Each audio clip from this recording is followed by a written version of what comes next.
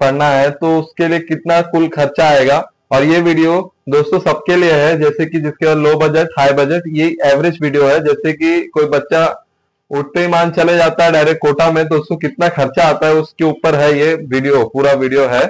तो आप अंत तक बने रहे, क्योंकि लास्ट में मैं आपको बताऊंगा कुल एक्सपेंस कितना होगा, आपका टोटल खर्चा कितना होगा, एक अच्छे से लिस्ट दे दूंगा। उस हिसाब से अपना आप बजट बनाकर कोटा जाइएगा। तो चलो वीडियो की शुरुआत करते हैं।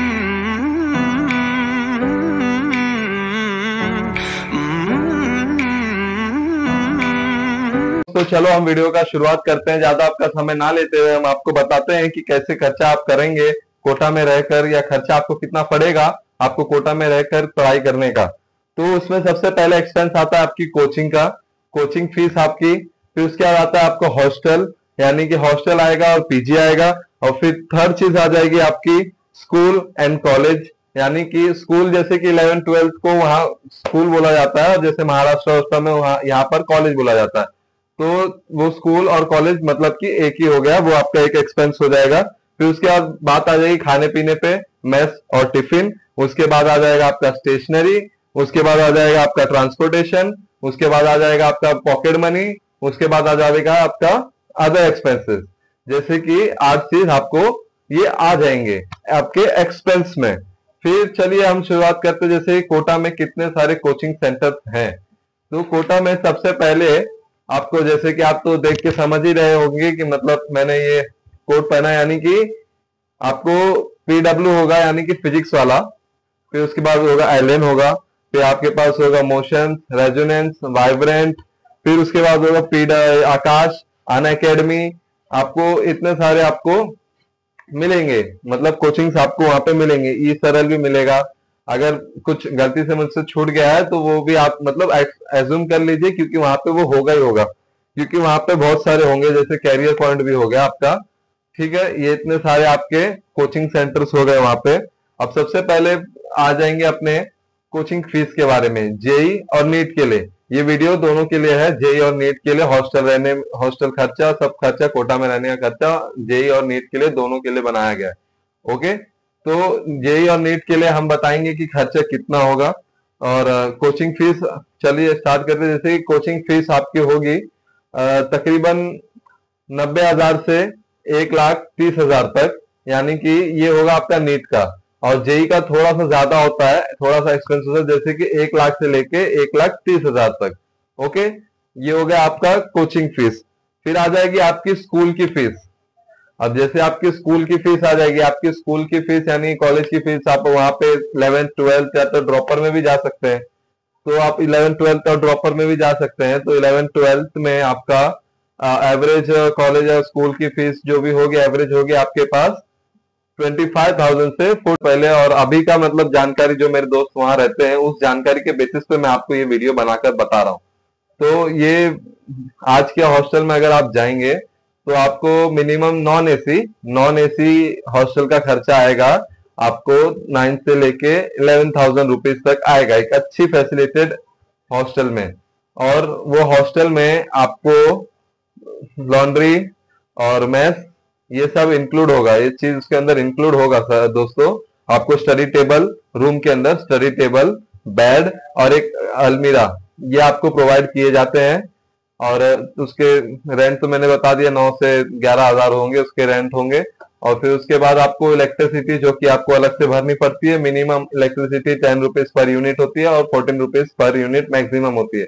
आप वहां से जाके कंफर्म कर लीजिएगा कि आपके हॉस्टल की कितनी इलेक्ट्रिसिटी यूनिट होगी। ये आ गया आपका यूनिट के बारे में, इलेक्ट्रिसिटी। और मैं ये हो गया अपना हॉस्टल हो गया। अब मैं बताता हूँ पीजी के बारे में। जैसे कि पीजी का मतलब होता है पेइंग गेस्ट, यानी कि एक पर्सनल रूम जो कि आप उसमें रहोगे, और उसके अगल बगल रूम्स होंगे जो कि जिसमें स्टूडेंट्स रहते होंगे। हॉस्टल जैसा नहीं होता, जैसे कि वो हॉस्टल में होते हैं कि एक साथ तो पूरी बिल्डिंग होती है, उसमें हर फ्लोर पे बच्चे बच्चे होते हैं, वैसा नहीं होता। फुल पेइंग गेस्ट यानी कि कमरे में रहेंगे, वहां मकान मालिक आपके साथ में ही रहेंगे। जैसे कि आप एक रूम में रहेंगे तो वो अदर अपने खुद के रूम में होंगे। तो पेइंग गेस्ट का पीजी का तो भाड़ा में हो जाता है 3 से 5 हजार तक।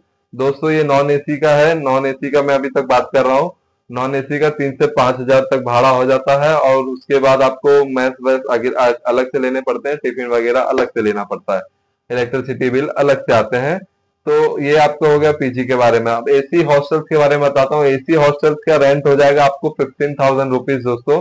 12 से लेके 15,000 तक आपको मिल जाएंगे एसी हॉस्टल, और पीजी भी मिल जाएगा आपको 5 से लेके 8,000 तक में। एसी हॉस्टल में एसी पीजी मिल जाएगा दोस्तों, और एसी पीजी मिल जाएगा। और उसका इलेक्ट्रिसिटी थोड़ा सा हायर एक्सपेंस होता है, जैसे कि नॉर्मल इलेक्ट्रिसिटी आपको नॉन एसी में आएगा 500 से 700 रुपीज, और एसी में आएगा आपको 1500 से 2,000 रुपए तक। ये आपका हो गया नॉर्मल। ये सबके लिए, ये पीजी के लिए और हॉस्टल के लिए, दोनों के लिए इलेक्ट्रिसिटी बराबर होती है, क्योंकि इलेक्ट्रिसिटी रेट तो वहां पे सब सेम ही है। और फिर उसके बाद आ जाते हैं हम मैथ्स में। तो मैथ्स में जैसे बता दिया कि आप 10 से 12,000 या 15 से 17,000 एसी वाले में या नॉन एसी वाले में पे करेंगे, तो उसी में आपको मैथ्स मिल जाएगा। खाना वगैरह आपको उसमें सब प्रोवाइड करते हैं वो लोग, तो उसमें आपको मिल जाएगा। और पीजी अगर लेंगे तो आपको टिफिन सर्विस लेनी पड़ेगी। या बहुत सारे मैथ्स है दोस्तों, आप कोटा में आइए, कोई दिक्कत नहीं है, आराम से रहिए, कोई दिक्कत नहीं है। तो आप टिफिन ले सकते हैं। टिफिन का प्राइस होगा वेज वेज खाने के लिए 3,500 से लेके आपको 5,000 रुपए तक, 3,500 से 5,000 तक आपको पड़ेगा वेज का। वेज खाना पड़ेगा। अगर आपको जैसे कि आपके खाने पीने की चार्ज ज्यादा है, यानी नॉनवेज नॉनवेज खाते, तो आपको उसके ऊपर वो डिपेंड करता है, वो आपको बताएंगे। हालांकि मैंने तो नहीं लिया था, मैंने मैथ लिया था, जो कि मेरे मैथ का खर्चा 4,000 रुपया था। ठीक है। अब दोस्तों आगे बढ़ते हो, जैसे कि स्टेशनरी। आपको स्टेशनरी जैसे कि बुक भी लेके आप यहाँ से मत जाना दोस्तों। बुक भी लेके जाके आपको यहाँ से कोई फायदा नहीं, क्योंकि यहाँ के नोट्स बुक बहुत पतले होते हैं। जहाँ भी आप रहते हैं तो वहाँ के नोट्स बुक बहुत पतले पतले होते हैं, बहुत कम साइज होते हैं, ये होते हैं आप, और महंगे भी होते हैं। आप जाके डायरेक्ट कोटा में खरीदिएगा। बुक वगैरह, रजिस्टर, पेन, हाइलाइटर सब आपको वहां पे सस्ते में मिलेंगे दोस्तों। वहां पे आप खरीदिएगा। आपका कुल खर्चा आपको स्टार्टिंग में जाएगा जेई और नीट के लिए, स्टेशनरी के लिए 8,000 रुपए जाएंगे दोस्तों, उससे ऊपर नहीं जाने वाला। रजिस्टर आप लेंगे, जितने रेफरेंस बुक लेंगे, वो आपको जाएगा बस 8,000 रुपए में जाएगा, उससे ज्यादा कुछ नहीं जाने वाला दोस्तों। और फिर उसके बाद बात आ जाती है ट्रांसपोर्टेशन की। जैसे आप अगर ट्रांसपोर्टेशन की बात करें, तो ट्रांसपोर्टेशन में जैसे कि आप अपने कोचिंग सेंटर के बगल में हॉस्टल लेते हैं, तो लिटिल आपको एक्सपेंस पड़ेगा। जैसे कि जो चीज आपको 10 से 12,000 रुपए पर मंथ में मिलनी होगी, वही चीज आपको 15 से 17,000 में मिलेगी, क्योंकि आपको एकदम कोचिंग के बगल में रहेगा। तो हालांकि आप ऐसा जबरदस्ती ना करें कि मुझे कोचिंग के बगल में चाहिए दोस्तों, ऐसा कुछ नहीं।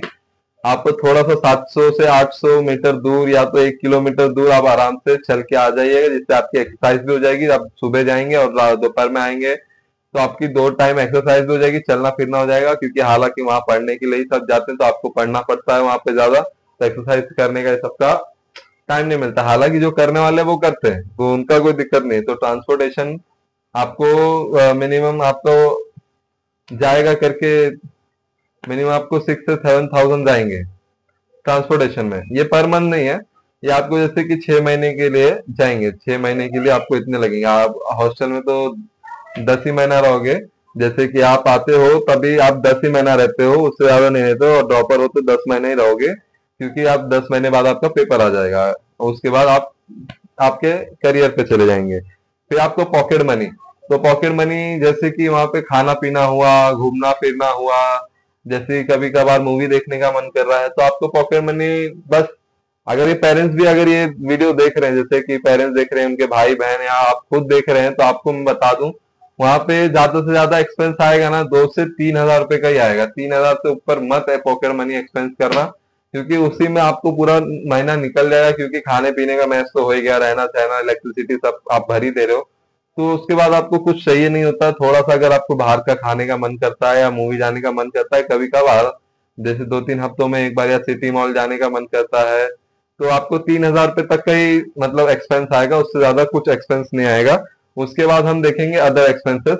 अदर एक्सपेंसेस देखेंगे। अदर एक्सपेंसेस में जैसे कि कभी कभार आपके फॉर्म फिलिंग का पैसा आ जाता है। रेफरेंस बुक जैसे होती है कि आपको चलते चलते, जैसे मैंने रेफरेंस बुक में एमटीजी ली थी, जो कि नवंबर में मैंने लिया था, तो वो मेरा लिटिल एक्सपेंस पड़ जाता है। जैसे कि आप कोई बुक कभी क्लास नहीं गए, तो उस बुक को जेरोक्स कराएंगे, सर के नोट्स को जेरोक्स कराएंगे। फिर उसके बाद आप किसी के नोट्स ले रहे हो या किसी का एग्जाम का पेपर ले रहे हो, तो उसका आप जेरोक्स कराओगे, तो वही थोड़ा बहुत लिटिल एक्सपेंस अदर एक्सपेंसेस में आ जाते हैं। तो वो एक्सपेंस आपको मिनिमम से मिनिमम 10,000 पड़ेंगे, जो कि आपको पूरे साल के लिए रहेगा। पूरे साल का यानी कि जब तक आप रहोगे तब तक वो अदर एक्सपेंस इतना ही होगा, क्योंकि आपको जेरोक्स वेरोक्स करना लगेगा। मैंने करवाया था जैसे 450 में मैंने एमआर सर के नोट्स प्रिंट करवाए थे, और उसके बाद मैंने आकाश के मॉडल पेपर्स भी लिए थे, मॉडल पेपर्स में भी मैंने एक्सपेंस किया था, और कुछ भी लिया था। ये सब मतलब समझ जाइए आप सबको, ये सब खर्चा आपको आने वाला है दोस्तों। और अब ये आपका टोटल एक्सपेंस रहेगा, यानी कि एवरेज 2.5 से 3 लाख रुपए रहेंगे। और अगर अगर आप थोड़ा सा लिटिल एक्सपेंस ज्यादा करते हैं तो 2.5 से ये आपको 3.5 लाख पड़ेंगे। और ये आपको टोटल एक्सपेंस आएगा, टोटल कोटा में रहने का खर्चा आएगा।